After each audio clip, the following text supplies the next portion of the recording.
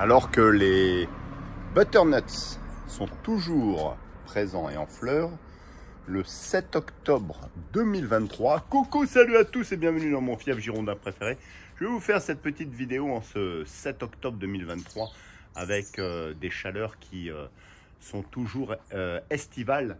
Je voulais vous faire cette vidéo parce que je vais prendre une fable de La Fontaine sur les fourmis et la cigale. Donc moi je vais me comporter comme une petite fourmi parce que les chaleurs durent toujours. L'été indien est là et se prolonge, mais moi je prépare mon bois de manière bienveillante et prévoyante. Alors je vais vous montrer, vous me direz, je vais vous montrer tout le stock de bois que j'ai fait.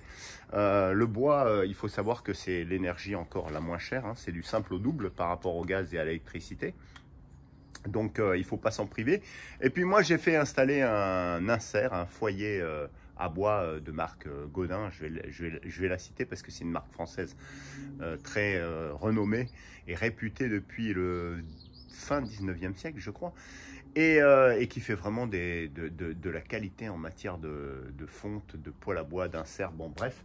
Et il y a quelques années de ça, il y a à peu près 4 ans, je suis passé à l'insert, me chauffer le chauffage au bois, exclusivement, uniquement, parce que j'avais un parquet chauffant qui me coûtait une blinde.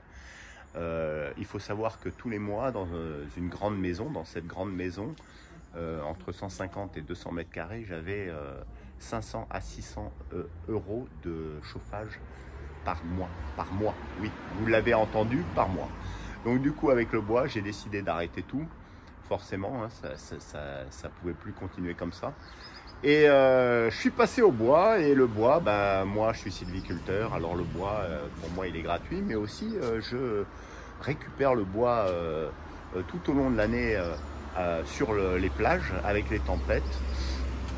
Je peux vous dire, je fais quelques stères, j'attends qu'il sèche, et souvent il est sec, hein, notamment en belle saison il est sec, et je peux vous dire ça m'économise vachement de bois que je récupère, que je prélève dans la forêt landaise ou dans la forêt girondine. Quand il y a du bois mort, il y a du bois qui est coupé par la commune mais qui reste là pour le chauffage du simple badaud des fois qui peut récupérer le bois, ou le chauffage justement des gens qui veulent le récupérer. Bien évidemment il n'est pas vendu, hein, ce n'est pas une cession de bois, hein. Je vais vous montrer un peu le stock de bois que j'ai. Alors ici j'ai un abri de bois. Alors ça c'est du pain exclusivement avec, vous voyez, quelques bois flottés ici. Là on a du pain issu de mes bois de forêt landaise. Là vous le voyez ici, qui a bien séché. Ça fait à peu près 1 an qu'il est là en plus. En plus d'avoir été stocké, ça fait 1 an que je l'ai stocké ici, donc il est vraiment sec. Je vais vous montrer ailleurs. Alors là c'est pas très joli parce qu'il y a les poubelles, mais je vais vous montrer tout ce que j'ai. À la buanderie que j'ai, qui était un ancien abri de bois et qu'on a fait fermer ici avec des baies vitrées pour faire une buanderie. Donc j'ai décidé cette année de le réattribuer au stockage du bois pour qu'il reste sec et que l'on puisse l'utiliser pendant tout l'hiver. Alors je sais que ça fait monticule, ça fait vraiment brouillon et pas rangé, mais il n'en demeure pas moins que c'est très très utile ce lieu de stockage. Vous voyez ici j'ai les tringles, j'ai les fils pour étendre du linge. Ici ça reste tout le temps aéré, donc il est aéré. Il reste au sec surtout. Donc là vraiment il y avait nécessité de se réattribuer cette zone ici pour avoir du bois sec, donc très importante. Ensuite ça c'est le bois que j'ai coupé récemment, voilà, vous l'avez vu dans une vidéo. C'est le bois que j'ai fendu, donc j'ai coupé et fendu. C'est un bois qui est issu de pin des Landes, de pin de Gascogne, hein, en Gironde. C'était des coupes qui avaient été faites et qui étaient laissées aux alentours sur les parkings, pardon, près des stations balnéaires de Gironde, le Porge, Lacanau, du bois complètement laissé à l'abandon, hein, donc qui n'était pas issu, qui n'allait pas être exploité par une scierie.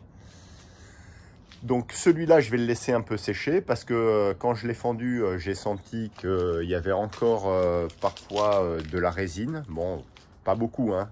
Il va rester encore là, je pense, une année. Et puis, donc ça, c'est ma zone de stockage avec mon compost, hein, que vous connaissez, ici. Zone de stockage des troncs, des gourbets, voilà, des gros troncs, on va dire.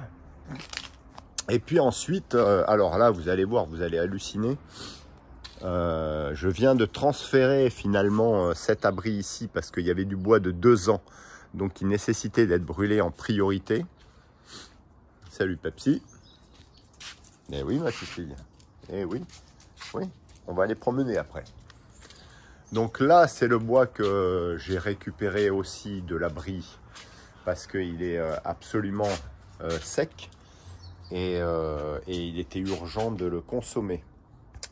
Et puis ici, vous voyez, sous un balcon, j'ai mis aussi du bois à disposition, proche de la baie vitrée, puisque j'ai également un porte-bûche à côté de mon insert, je vais vous montrer. Là, on a des petits bois pour lancer les feux, avec, vous avez vu, des franges de palmiers. Voilà, avec aussi là du bois flotté en quantité. Voilà, j'en mets un peu partout. Il est à l'abri également et on se sert directement. C'est facile. On vient se servir directement de la baie vitrée. Vous voyez, je suis bien organisé. Là, cette année, j'ai fait mettre un porte-bûche. Voilà, j'ai installé un porte-bûche bien plus pratique parce que sinon, il y en a partout. Et c'est pas... C'est vraiment le désordre le plus total. J'avais des paniers partout. Bon, bref. Donc là, j'ai vraiment un porte-bûche résistant. Alors là, on trouve pareil des bois en tout genre, hein, entre les bois flottés et surtout les bois secs de l'ancien abri qui va brûler en priorité. Voilà mon insert, un grand foyer, hein, Godin, avec, je vais vous montrer, de la pierre ici que je vais faire remplacer. Voilà, donc celle-là, elle est fendue, hein.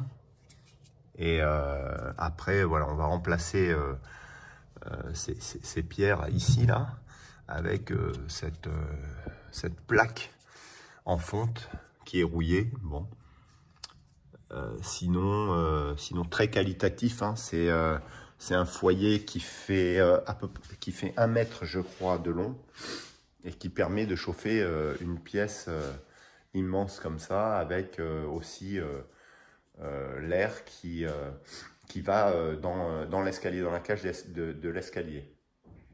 Donc ça permet de bien chauffer la maison. Voilà, bah écoutez, vous avez vu à peu près tout le stock de bois que j'ai fait. Je pense que cette année, j'ai un stock assez exceptionnel. Donc j'ai vraiment pris les mesures qui s'imposaient pour notamment ce qui change par rapport aux autres années, c'est que le bois va rester sec puisqu'il est à l'abri. Contrairement à certaines années où je devais aller en rechercher du sec parce que malheureusement sous mes abris, c'était pas tout le temps sec. Ça mouille beaucoup le bas de l'abri. Donc pas tout le temps évident. Voilà, vous me direz ce que vous en pensez dans vos commentaires, ce que vous et comment vous vous chauffez. Vous me direz les mensualités que vous avez aussi en coût de l'énergie qui vous chauffe. Moi, je suis tombé, je vous dis, hein, en plein mois d'hiver, entre janvier et février, j'avais entre 500 et 600 euros de chauffage du parquet chauffant qui sont des résistances, une horreur. Parce qu'en plus, vous avez vu ces grandes baies vitrées qui sont côté nord-ouest n'arrangent rien. Et donc je suis passé de 500 à 600 € par mois en plein hiver, en plein mois d'hiver, à 230, 240 € par mois. Ce qui est quand même considérable, mais ce qui est quand même nettement mieux et un moustique en moins. Voilà mesdames, messieurs, sur ce, je vais vous laisser avec ce combat de titans entre une chienne surexcitée et un bull mastiff, un chien sur la défensive, qui essaye de contenir l'énergumène, le petit gremlins. On va aller les promener. Vous me direz ce que vous en pensez pour le bois.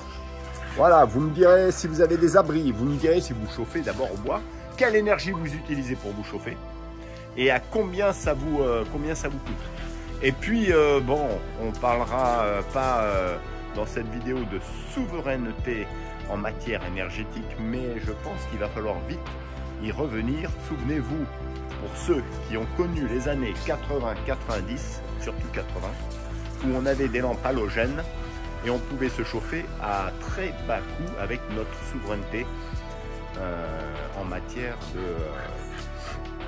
centrale nucléaire, souveraineté nucléaire où l'électricité était le moins chère d'Europe, ne coûtait rien et on avait tout était permis en matière de chauffage et en matière de lumière. Sur ce, je vous dis à la prochaine pour de nouvelles aventures. Voilà, c'était une petite parenthèse pour l'hiver à venir, mais en tout cas l'été est encore là et on va bien en profiter. Ça fait du bien d'être en débardeur, ça fait du bien d'aller à la plage, l'eau est bonne et puis comme ça on se détend l'esprit, c'est formidable.